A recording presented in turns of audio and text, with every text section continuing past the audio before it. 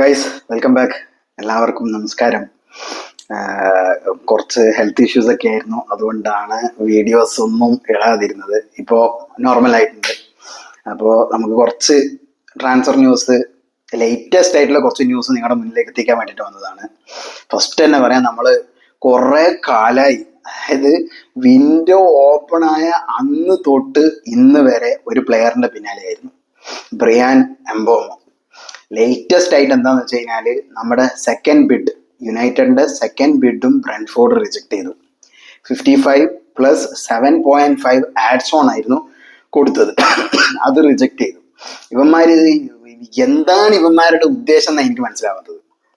First അത് 45+10 കൊടുത്ത് അത് റിജക്ട് ചെയ്തു. ഓക്കെ, 55+7.5 കൊടുത്തിട്ട് അതും റിജക്ട് ചെയ്തു. ബ്രെൻഫോർഡിന് നമ്മൾ മത്തായസ് കൂനയ്ക്ക് എന്താണോ കൊടുത്തത് ആ ഒരു വാല്യൂ തന്നെ വേണം എന്ന് പറഞ്ഞിട്ട് വാശി പിടിക്കുകയാണ്. അതായത് 62.5 പ്ലസ് ആഡ് ഓൺസ്. എന്താ ചെയ്യുക? നമ്മൾ ഒരു പ്ലെയറിന്റെ പിന്നാലെ പോകുമ്പം അവന് ഇതുപോലത്തെ ഒരു ഡിമാൻഡ്സും ലോകത്തില്ലാത്ത പ്രൈസും വല്ലാത്തൊരവസ്ഥയാണ്. ഒരു മാസമായി ഇപ്പോൾ ഒരു പ്ലെയറിന്റെ പിന്നാലെ നെഗോഷിയേഷൻ, തേങ്ങ മാങ്ങാന്ന് പറഞ്ഞിട്ട് ഒന്ന് സൈൻ ചെയ്യാൻ പറ്റാതെ ഇങ്ങനെ മുന്നോട്ട് പോവാണ്. ഇനി എപ്പോഴാണ് നടക്കുക? നെക്സ്റ്റ് വീക്കിലേക്ക് മെഡിക്കലൊക്കെ ബുക്ക് ചെയ്തിട്ടുണ്ടെന്നൊക്കെ കാണുന്നുണ്ട്. പക്ഷെ ഇത് ബ്രെൻഫോർഡ് ആക്സെപ്റ്റ് ചെയ്യാണ്ട് ഒന്നും നടക്കില്ലല്ലോ. ഹൈജാക്ക് കാര്യങ്ങളൊന്നും ഉണ്ടാവില്ല, അതിൽ ആരും പേടിക്കണ്ടില്ല. കാരണം എംബോമ പേഴ്സണൽ ടൈംസും കാര്യങ്ങളും ഒക്കെ അഗ്രി ചെയ്ത് അവൻ തുറന്നടിച്ച് പറഞ്ഞു, ടോട്ടനാമിനോട് ആയിക്കോട്ടെ എല്ലാവരോടും ആയിക്കോട്ടെ, ഞാൻ മൂവ് ചെയ്യുന്നുണ്ടെങ്കിൽ അത് യുണൈറ്റഡിലേക്ക് മാത്രമായിരിക്കും, ഇല്ലെങ്കിൽ I will be here, stay here in Brentford. അത് പറഞ്ഞു കഴിഞ്ഞു. ഇതിപ്പോ ഈ ഒരു എന്താ പറയാ, ഈ ഒരു ട്രാൻസ്ഫറിന്റെ ഈ ഒരു ഫീ സ്ട്രക്ചറിലാണ് പ്രശ്നം. അവന്മാർക്ക് ഈ ആഡ് ഓൺസിനോട് വലിയ താല്പര്യമില്ല, അവന്മാർക്ക് ഫുൾ എമൗണ്ട് വേണം. പിന്നെ ഇൻസ്റ്റാൾമെന്റ്സ് ആണ്, നമ്മൾ മറ്റേ സ്കൂളിൽ കൊടുത്തു വന്ന ഇൻസ്റ്റാൾമെന്റ്സ് ആണ്, അതൊക്കെ ഓക്കെയാണ്. പക്ഷെ ഈ 55 പോരാ, അവന്മാർക്ക് 60+ വേണം, അതിന്റെ കൂടെ ആഡ് ഓൺസും. ഇതൊക്കെ എവിടെ ചെന്ന് അവസാനിക്കുമായിരിക്കും അറിയാം. പിന്നെ അടുത്ത ന്യൂസ് എന്താന്ന് പറഞ്ഞു കഴിഞ്ഞാൽ, എന്തായാലും എംബോമയുടെ ഡീൽ നടക്കും മിക്കവാറും. നമുക്ക് ഞാൻ ഈ വീക്ക് ഉണ്ടാവുന്നായിരുന്നു വിചാരിച്ചത്. ഞാൻ ലാസ്റ്റ് കഴിഞ്ഞ വീഡിയോയിൽ ഞാനത് പറഞ്ഞായിരുന്നു. ഇനി മിക്കവാറും അത് നെക്സ്റ്റ് വീക്കിലായിരിക്കും ഉണ്ടാകും. നെക്സ്റ്റ് വീക്കിൽ എന്തായാലും അത് ഹിയർ വി ഗോ വരാനുള്ള എല്ലാ സാധ്യതയും ഉണ്ട്, എല്ലാം കാണുന്നുണ്ട്. പിന്നെ അടുത്ത നമുക്ക് പറയാന്ന് വെച്ച് കഴിഞ്ഞാൽ ജേഡൻ സാൻചോ. ഫെനർബാഷെ ക്ലോസ് ചെയ്തു, അഗ്രി ചെയ്തു, ഡീല് ഡണ്ണ് പോലെ ആയിരുന്നു.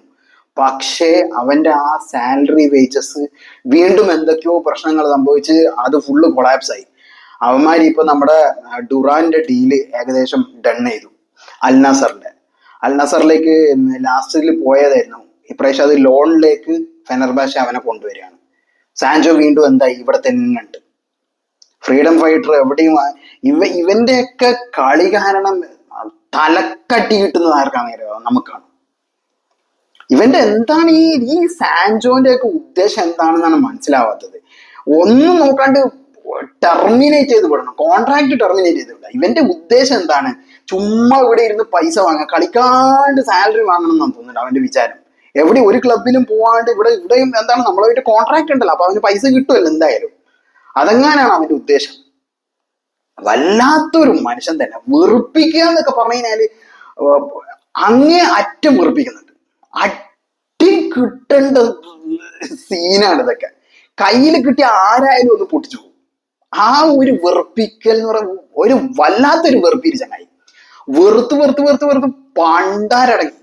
കമന്റ് ബോക്സിൽ അവന്റെ പോസ്റ്റിൽ കമന്റ് ബോക്സിൽ പോയിട്ട് പൊങ്കാലിട്ട് അങ്ങേ അറ്റം ആയിക്കളയണം. കാരണം അവന് എവിടെ ഒരു ടീം പോലും അവന്. ഫെനർബാഷെ ആയിരുന്നു ലാസ്റ്റ് വന്നത്. യുവന്റസ് ആദ്യം കുറച്ചുണ്ടായിരുന്നു. യുവന്റസിനും അവന്റെ വേജസ് ഇതാക്കാൻ പറ്റുന്നില്ല. ഈ എന്ത് കണ്ടിട്ടാണ് ഇവൻ ഈ വേജസ് കൂട്ടുന്നത്? എനിക്കതാണ് മനസ്സിലാവാത്തത്. എന്ത് ഒലക്ക ഉണ്ടായിട്ടാണ്. ഒസീമിന്റെ വേജും ഭയങ്കരമാണ്. പക്ഷെ ഒസീമിന്റെ അടുത്തൊക്കെ കളി ഉണ്ടെന്നെങ്കിലും വിചാരിക്കും. ഇവന്റെ അടുത്ത് എന്ത് മണ്ണാകട്ടെ ഉള്ളത്. ചെൽസിയിൽ പോയിട്ട് അവൻ എന്ത് ഉണ്ടാക്കിയേ? എന്തെങ്കിലും അവൻ ഉണ്ടാക്കിയിട്ടുണ്ടെങ്കിൽ ചെൽസി അവനെ തന്നെ പെർമനന്റ് ആക്കിയില്ലേ? ചെൽസി വിട്ട വണ്ടി അടുത്ത ബസ്സിന് കയറിക്കോന്നാ പറഞ്ഞത്. അപ്പൊ തന്നെ മനസ്സിലാക്കിയ പോരെ എന്താണ് അവന്റെ ആ ഒരു വാല്യൂ. എന്നാൽ പിന്നെ അത് മനസ്സിലാക്കിയിട്ട് ഏതെങ്കിലും ഒരു നല്ലൊരു ക്ലബിൽ പോയിട്ട് കളിച്ച് നന്നാവുക, അതില്ല. അതിനൊന്നും ഒരു താല്പര്യവും ഒരു ഇൻട്രസ്റ്റും ഇല്ലാത്ത ഒരു ചെറ്റ പോലത്തെ ഒരു പ്ലെയറാണിത് ജേഡൻ സാൻചോ. നമ്മൾ ചെയ്ത one of the very waste signing and biggest mistake ആണ് അവനെ സൈൻ ചെയ്തത്. ഇപ്പൊ തോന്നുന്നു വേണ്ടിയിരുന്നില്ല. ഏത് നേരത്താണാവോ അവനെ എടുത്ത് തലയിൽ വെക്കാൻ തോന്നുന്നത്. വല്ലാത്തൊരവസ്ഥയിലൂടെയാണ് അവനെ കടന്നു പോകുന്നത്. എങ്ങനെ ഇവനെ ഇപ്പൊ പറഞ്ഞു വിടുന്ന ഒരു ഐഡിയ ഇല്ല. പിന്നെ അടുത്ത ന്യൂസ്, ഞാൻ തേർഡ് വൺ എന്താണ് പറയാൻ നിങ്ങളുടെ മുന്നിലേക്ക് വന്നിട്ടുണ്ടെങ്കിൽ, ലേറ്റസ്റ്റ് ആയിട്ട് ഇപ്പൊ ഞാൻ കണ്ടതെന്ന് വെച്ച് കഴിഞ്ഞാല് ഒനാനക്ക് ലോണിൽ ലീവ് ചെയ്യാന്ന് യുണൈറ്റഡ് പറഞ്ഞിട്ടുണ്ട്. ആൻഡ്രേ ഒനാനയോട് ലോണിൽ ലീവ് ചെയ്യാൻ. കാരണം എല്ലാവർക്കും അറിയാം, നമ്മുടെ ഒരു പ്ലേയേഴ്സിനെയും ആർക്കും വേണ്ട. ഇത്രയും ഒരു മാസമായിട്ടും ഒരു പ്ലെയറിനെ പോലും നമുക്ക് ഔട്ട് ചെയ്യാൻ, സെയിൽ ചെയ്യാൻ പറ്റിയിട്ടില്ലെങ്കിൽ ഒന്ന് മനസ്സിലാക്കിയാൽ പോരെ. അത് എല്ലാരും ബാക്കിയുള്ള ക്ലബ്സിന്റെ പ്ലേയേഴ്സിനെ എല്ലാരും അങ്ങോട്ട് വാങ്ങുന്നുണ്ട്, അവര് ഇങ്ങോട്ടും വാങ്ങുന്നുണ്ട്, നല്ല മ്യൂച്വലായിട്ട് നടക്കുന്നുണ്ട്. നമുക്ക് മാത്രം ഒന്നുമില്ല, ഇന്നും ഇല്ല ഔട്ടും ഇല്ല, ഒരൊറ്റ ഡീലും കൊണ്ട് ഇങ്ങനെ നടക്കുകയാണ്. കാരണം നമ്മുടെ പ്ലേയേഴ്സിന്റെ അവസ്ഥ എല്ലാവർക്കും അറിയാം. അവന്മാർ എങ്ങനെയാണ് കളിക്കുന്നത്, അവന്മാർ ഏത് രീതിയിലാണ് മുന്നോട്ട് പോകുന്നത് എന്നല്ല എല്ലാവർക്കും അറിയാം. അതുകൊണ്ട് തന്നെ ഒന്നും നടക്കുന്നില്ല. പിന്നെ മിഡില് എനിക്ക് കഴിഞ്ഞ ഇതിലൊക്കെ എനിക്ക് കമന്റ്സ് വന്നിരുന്നു. ഞാൻ ലൈവ് ഇട്ട ക്ലബ് റിക്കാർഡോ റിയൂസ് പാൽമറസിന്റെ അടിപൊളി ചങ്ങായി, കഴിഞ്ഞ കളി ഞാൻ കണ്ടിരുന്നത്. എനിക്ക് ഇൻസ്റ്റാഗ്രാമിൽ നമ്മുടെ ഒരു സബ്സ്ക്രൈബർ മെസ്സേജ് അയച്ചിട്ട് ഞാൻ ആ ഹൈലൈറ്റ്സ് കണ്ടപ്പോൾ ചങ്ങായി തീ കളിയായിരുന്നു. അത് അവനെ കിട്ടിയിരുന്നെങ്കിൽ സെറ്റ് ആയിരുന്നു. പിന്നെ വേറൊരു ന്യൂസ് എന്താ വെച്ചാൽ, ഞാൻ എല്ലാ വീഡിയോസിലും പറഞ്ഞ അറ്റ്ലാന്റയുടെ എഡേഴ്സൺ അമോറിം ഗ്രീൻ ലൈറ്റ് കൊടുത്തിട്ടുണ്ട്, അതാണ് ഇതാണെന്നൊക്കെ കാണുന്നുണ്ട്. പക്ഷെ അതൊക്കെ എത്രത്തോളം സത്യമാണ്, എവിടെ എന്ത് നടക്കും ഒന്നും നമുക്ക് പറയാൻ പറ്റില്ല. കാരണം നമുക്കിപ്പോൾ ആ ഒരു എംബോമയുടെ ഡീലെങ്കിലും ഈ ഒരു നെക്സ്റ്റ് വീക്കിലെങ്കിലും നടന്ന് പ്രീ സീസണിന് മുന്നോടി ആ ഒരു 2 ഡീലിങ്സ് എങ്കിലും നടത്തി കഴിഞ്ഞാലേ എന്തെങ്കിലും ഒരു ഉപകാരം, എന്തെങ്കിലും ഒരു ഭാഗ്യം ഉണ്ടാവുള്ളൂ. പിന്നെ ഒരു ഗോൾ കീപ്പർ, ഒരു മിഡ് സ്ട്രൈക്കറിന്റെ കാര്യം ഇപ്പൊ ഒന്നും പറയാത്തയാണ് നല്ലത്. കാരണം ഹൊയ്ലുണ്ട് ഇന്റർ മിലാന് അടുത്ത് വന്നു, പക്ഷെ എന്തായി, ഇന്റർ മിലാൻ വേറെ 2-3 പ്ലേയേഴ്സിനെ സൈൻ ചെയ്തു. അതോടുകൂടി അതും കൊളാപ്സ് ആയി. ഇനി ഇന്ററിന് ഹൊയ്ലുണ്ടിന് വേണ്ടെന്നാണ് പറയുന്നത്. അവസ്ഥ എന്നൊക്കെ പറഞ്ഞു കഴിഞ്ഞാൽ ഇതുപോലെ ഒരു 3G ആയിട്ടുള്ള ഒരു അവസ്ഥ യുണൈറ്റഡിന് ഇനി ഉണ്ടാവാനില്ല.